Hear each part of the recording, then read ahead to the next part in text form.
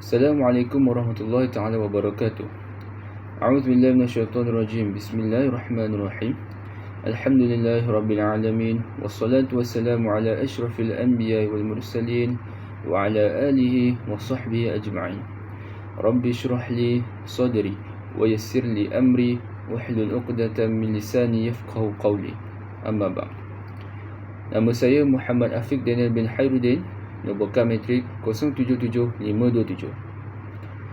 Hari ini saya ingin memberikan sedikit ulasan tentang cara ataupun bagaimana kita ingin mentauhidkan Allah Subhanahu Wa Taala dalam kehidupan kita.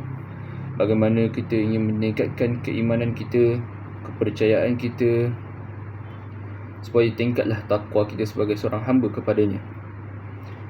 Imam Nawawi pernah berkata, ada beberapa aspek, iaitu yang pertama merupakan niat, kedua rukun Islam, ketiga rukun iman, keempat akhlak, kelima bid'ah, dan keenam adalah halal haram, iaitu rezeki.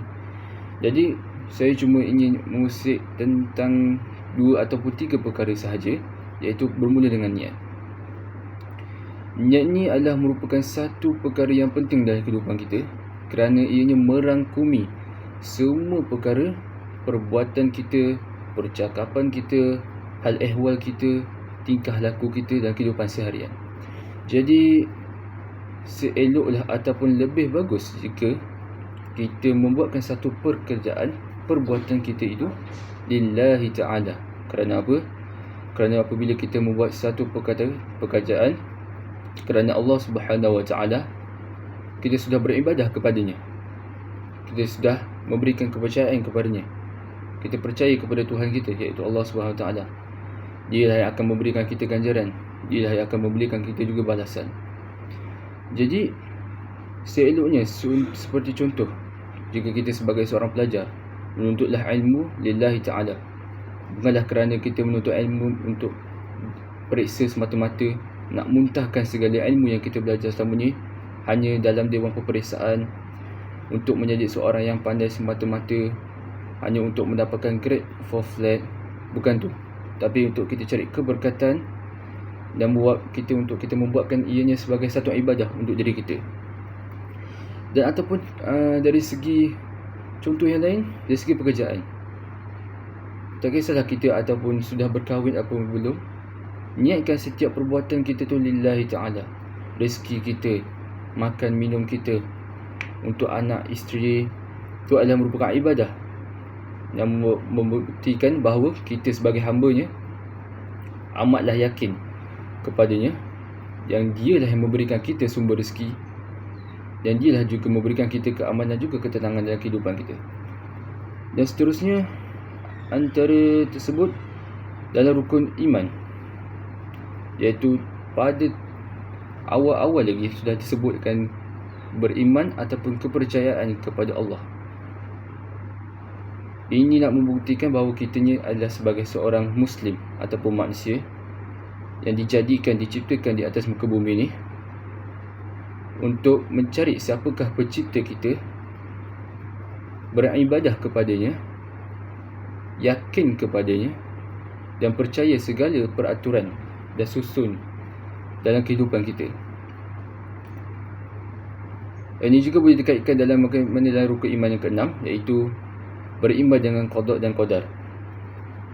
Segala apa yang berlaku dalam kehidupan kita, kita sama ada dari golongan yang senang, golongan yang kurang senang, golongan yang pandai ataupun tidak, golongan yang banyak diberikan ujian ataupun dengan kemewahan, itu semualah adalah ujian daripada Allah Subhanahu Wa Taala atau rahmat daripadanya, untuk dia menguji kita dalam kehidupan kita. Macam mana kita nak cari redha kepadanya, macam mana kita sebagai hamba nak kenal dia sebagai Tuhan kepada kita.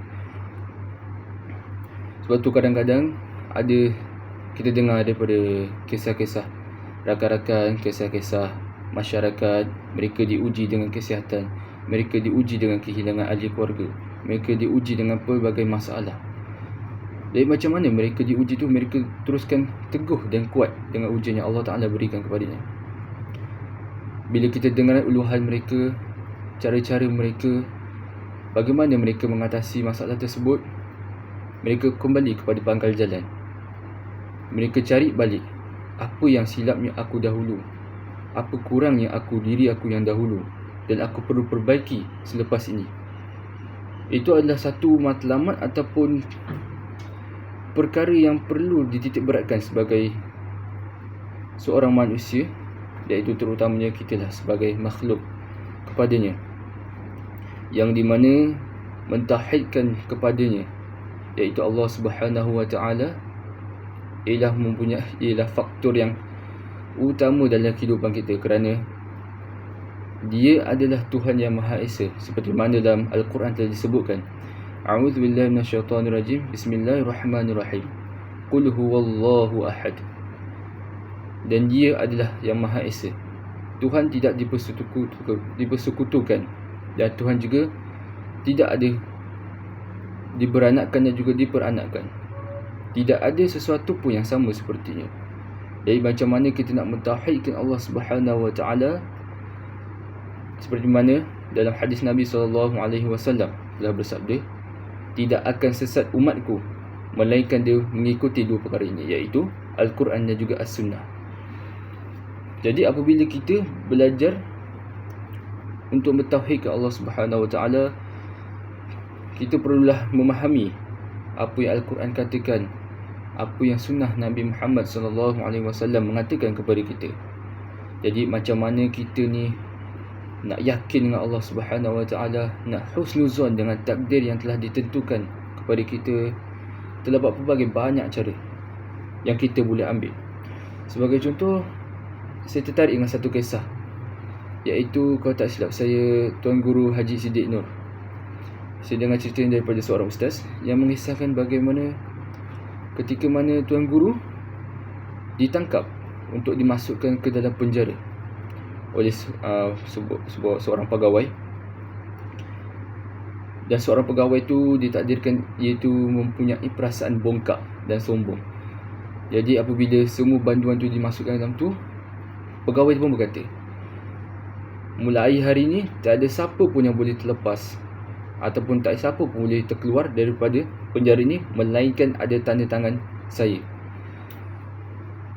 Jadi Tok Guru tu pun hanya tersenyum saja. Tok Guru tu pun menjawab, saya akan keluar apabila Allah akan tarik saya keluar. Itu adalah merupakan keyakinan yang Tok Guru nak ajar kepada kita, bahawa apa segala yang berlaku atas muka bumi ini hanya takut kepada takut pada Allah, dan juga jangan takut kepada makhluk.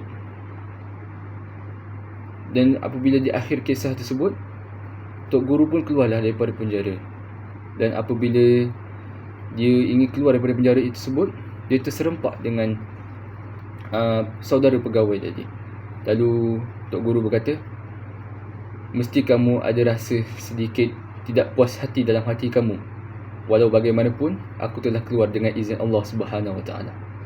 Jadi di sini menunjukkan kita perlu yakinlah dengan apa sahaja ketentuan Allah. Sebab apa? Allah yang bertakbirkan 7 petala langit dan juga 7 petala bumi, 7 lapis bumi.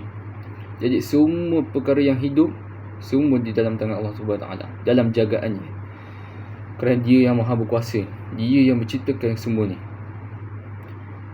Dengan itu, dalam bertauhidkan Allah Subhanahu wa Ta'ala juga, keyakinan juga yang ni merupakan perkara faktor yang amat dititik beratkan dalam kehidupan kita, supaya kita tidak ragu-ragu dengan ketentuan Allah Subhanahu wa Ta'ala.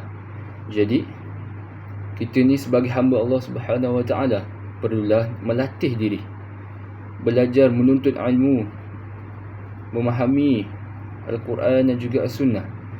Apabila satu perkara yang Allah ingin sampaikan dalam Al-Quran, mesej-mesej ataupun pesanan kepada kita sebagai hamba-Nya untuk menyembahnya, beribadah kepadanya, itu adalah satu matlamat yang amat penting dalam kehidupan kita. Dan itu bukanlah satu perkara yang sia-sia, kerana kita akan mendapat ganjaran di akhirat kelak. Dan itu sajalah ulasan saya daripada saya hari ini. Sekian, terima kasih.